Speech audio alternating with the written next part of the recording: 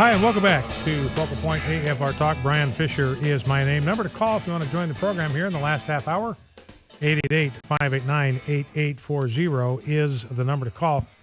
Came across an interesting story today.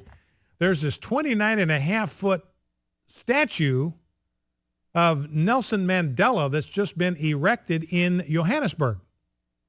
29.5 feet tall. It was erected the day after his funeral. And here's the thing. They put the statue up 29.5 feet tall, and somebody got to looking at it, and they said, what is that rabbit doing in his ear? And I kid you not, you can go and look it up. In his right ear, there's a little bunny rabbit sitting right there as a part of the sculpture. Part of the statue, a little bunny rabbit sitting there with a flop ear and the whole business. So people said, what is a bunny rabbit doing in there? Well, it turns out the artists were told by the government, you can't put your name on this statue anywhere. So they decided we need to leave some kind of identifying mark that it's our work. We're going to put a bunny rabbit in Nelson Mandela's ear. So they did. That was their trademark. They wanted to engrave their signatures on his trousers, and the government wouldn't let him do it. Now, getting back to what that soundbite I played, Governor Huckabee, and again, it's not to pick on Governor Huckabee. That's not my point. It's to talk about the attitude here that conservatives, that GOP elites, a lot of them like the Karl Rove types, think that we ought to sit down and shut up. They're saying this all the time, and I think to myself, okay, I'm all for not having any infighting. I'm all for not having a circular firing squad. I believe in that. I agree with you that that's a waste of precious resources. But why don't we have you guys stop shooting at us? How about you guys lay down your weapons and get behind genuine conservatives? That would solve the problem. If you guys would sit down and shut up, there wouldn't be any infighting.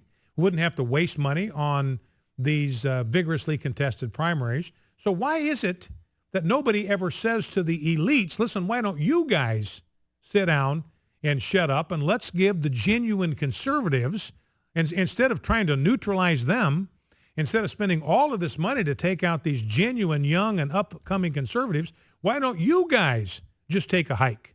And instead of spending all this money trying to neutralize these guys that actually believe in Reagan-esque conservative principles. Now, I was mentioning going to this meeting on Monday night with Chris McDaniel. We had him on this program the day he declared that he was going to take on Senator Cochran. And again, I'm not endorsing Chris McDaniel. Don't misunderstand me. I'm just using this for illustrative purposes. There is a huge difference between a Thad Cochran and a Chris McDaniel. I heard Chris McDaniel say things that I, frankly, have never heard any other candidate for public office talk about. I mean, it sounded like I was listening to a remote broadcast of Focal Point, because he said stuff that I only hear on this program. One of the things he was talking about, the issue of Common Core came up. Let me give you one example. The issue of Common Core came up, and I got huge problems with Common Core. The math was terrible. We played that soundbite yesterday. They study Frankenstein, and the whole point of, they don't even read the book Frankenstein by Mary Shelley. They just read people writing about Frankenstein, and then the teacher's told to make the point, all right-wing groups are fascists. That's the takeaway from their unit on this literary classic. So I got all kind of problems with Common Core. It's top down. It's bureaucrats in D.C. directing education at the local level.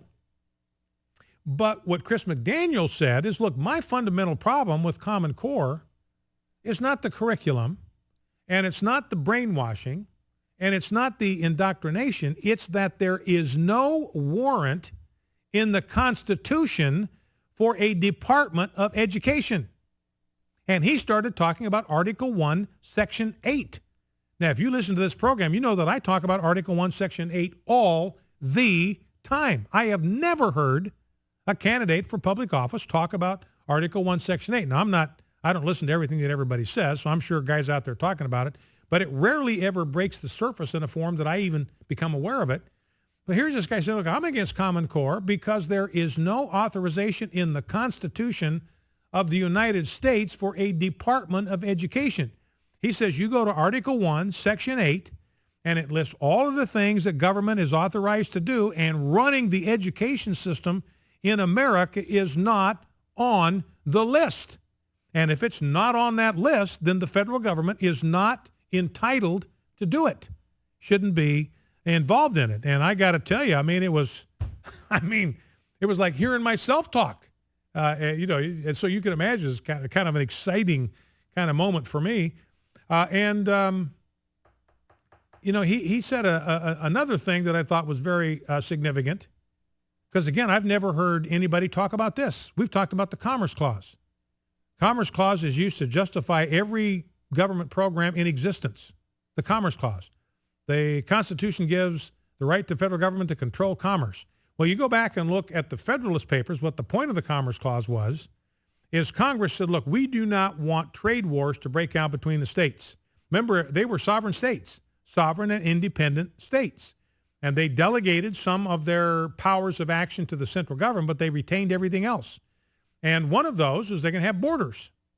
So the founding fathers said, look, you could have one state, maybe a businessman in one state's got to transport his goods across another state to get it to a seaport. And that intermediate state is going to be tempted to ratchet up the import fees, import duties, and export duties to make money off of their fellow Americans. And you're going to have this patchwork of import fees and duties that's going to vary from one state to the next. It's going to lead to rivalry. It's going to lead to jealousy. It's going to lead to trade wars. It'll compromise the unity of the United States of America. So they said, look, Congress, and Congress alone, is going to be in charge of setting those import and export duties. That's it. When they talked about commerce, that's what they meant. What kind of import and export duties one state can charge people that want to ship their goods into and out of their state. That's it. And it's clear from the Federalist Papers. And Chris McDaniel is talking about that. He's talking about that. I never heard a politician talk about that before, but it's right there in the Constitution. You can look it up in the Federalist Papers. And his opponent, I doubt, has ever talked about the Commerce Clause in his life. Probably doesn't even understand the original intent of the Commerce Clause. And then, one other thing he said, I'm a Ted Cruz fan and all that, but he said, one of the things he said, if you send me to D.C., he told the people that were there, you'll never have to worry about Ted Cruz and Mike Lee standing alone, because there will be a son of Mississippi standing right next to them. Now, so you cannot tell me that, look, there's not a difference between this candidate, and that's the whole reason I'm bringing this up.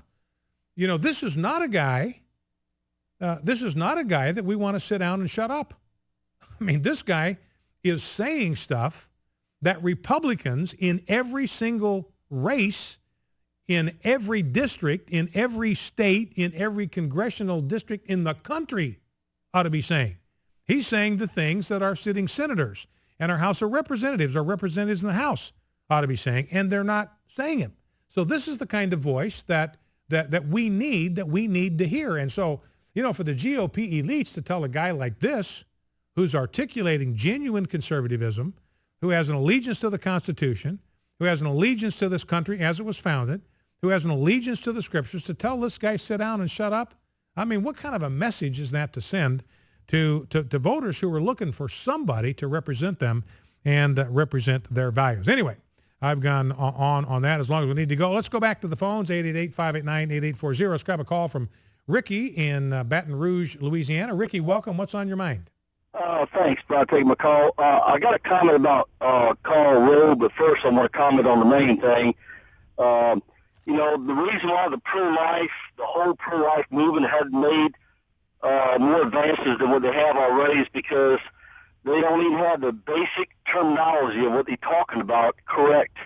The Democrats love when we refer to premeditated murder in the first degree as another cute little sugar-coated word.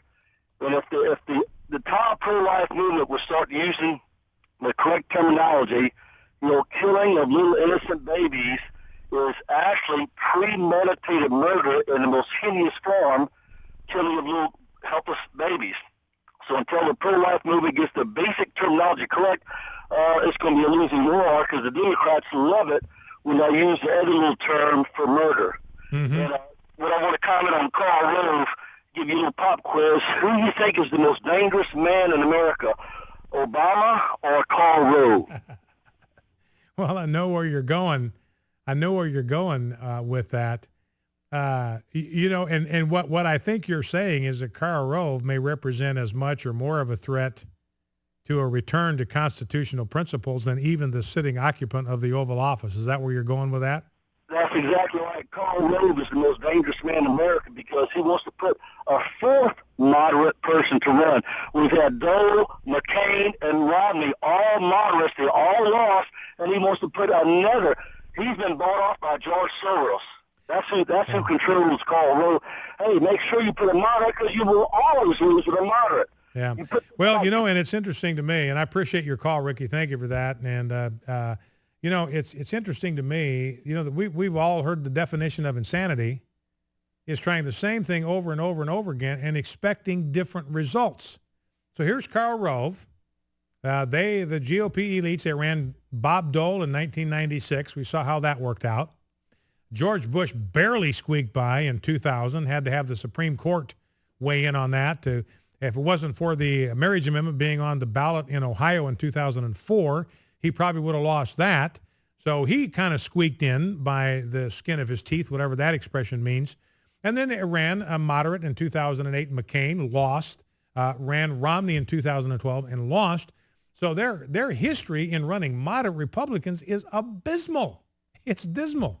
And they want to run another one in 2016. It just doesn't make any sense. I mean, that is kind of the classic definition of insanity, trying the same thing over and over again and expecting somehow or other to get different results. It's a little bit like socialists. What socialists always say, hey, there's nothing wrong with the theory, but we just haven't had the right people running it yet. And, of course, this is what Obama was selling us. Hey, we finally got the right people. We're the change we've been waiting for.